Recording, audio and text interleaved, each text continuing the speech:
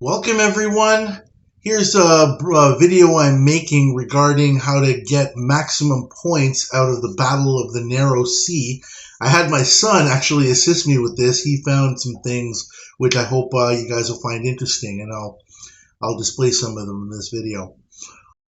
Okay, now I'm looking at my commanders here. So I'm looking at my infantry and I'm seeing that I could probably pick others, but what I'm really looking for here, you have to decide based on the commanders that you have. But I'm looking for commanders that have the awakening potential, the ones that you have. Even if you haven't fully awakened them yet, as long as they have the potential to be awakened, they are of the most benefit in the event, as you're going to see. And so what I'm going to do first is I'm going to set my wall defense to use a cav spear formation. I could do spear cav, doesn't matter. But the reason I'm doing this is because when I go into the event, whatever troop type is in the lead, those are the ones that are going to get hit. And since I've decided to use infantry, I don't really care too much if I lose my cavalry or spears. You'll kind of see how it goes.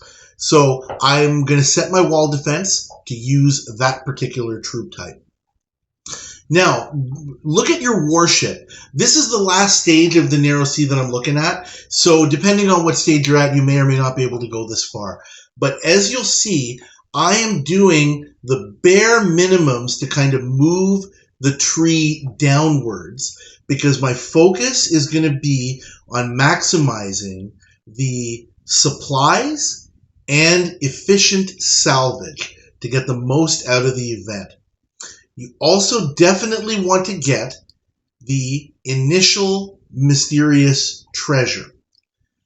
Once you've done that, you can put your Rentis pretty much wherever you want. You can see that some parts of the tree require, only 2 Rentis to just kind of move forward. You don't have to max them out. Some of them only require 1.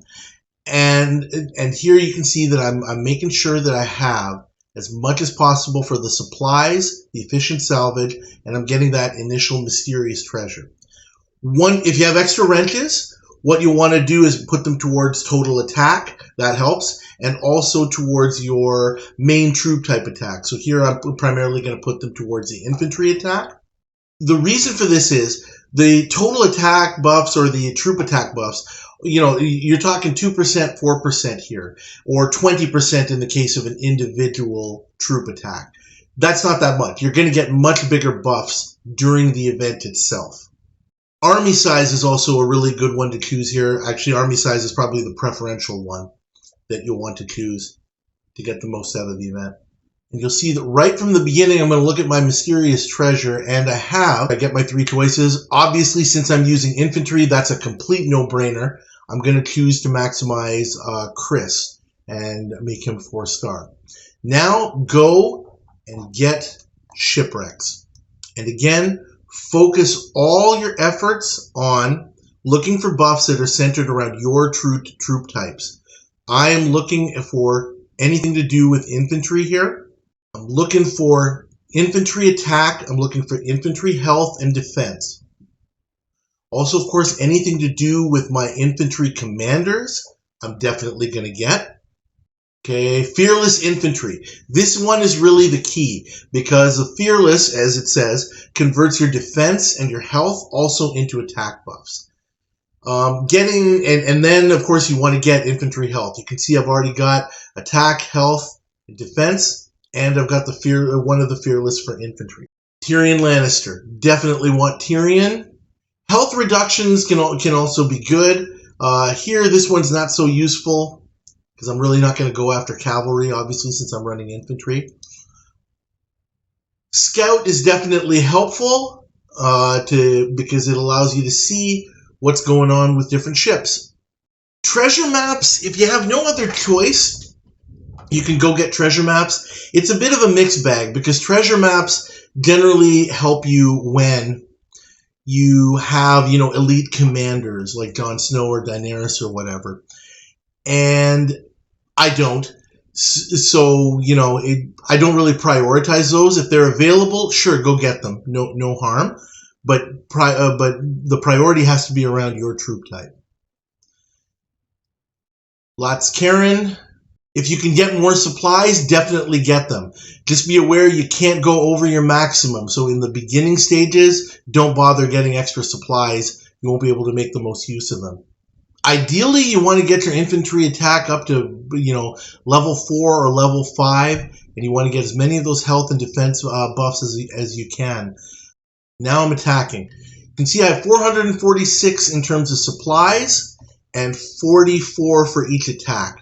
Now I'm looking at the commanders that I've awakened. Here's something important. You want to use the commanders that you have awakened. So I'm putting in Lots Karen and Rhea, even though under normal circumstances, Arya and Haley are stronger. But these awakened commanders are really going to help me. I'm keeping Seg in there because I don't have a better option at this point. And you can see that I've got a pretty decent hit there. Well, that wasn't so great because that was cavalry infantry. The formation is completely random. So you can see here, I'm hitting a target that's infantry spear. Infantry and spears, that's a troop type, but it has a cav-inf formation.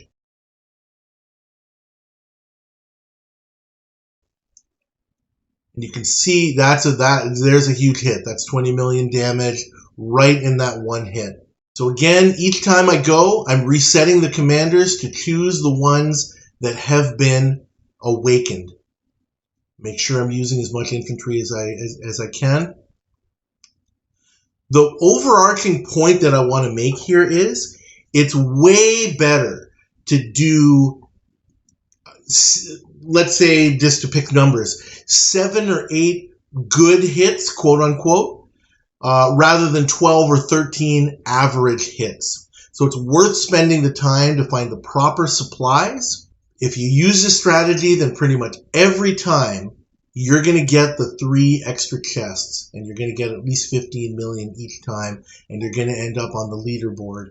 At this point, really the only variable is what formation the enemy uses. And you can't control that. It is completely random.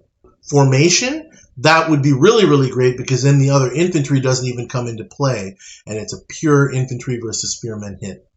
Now, a neat thing, which I didn't know, I actually had my son tell me about this, is that you do not need a full set of supplies in order to attack.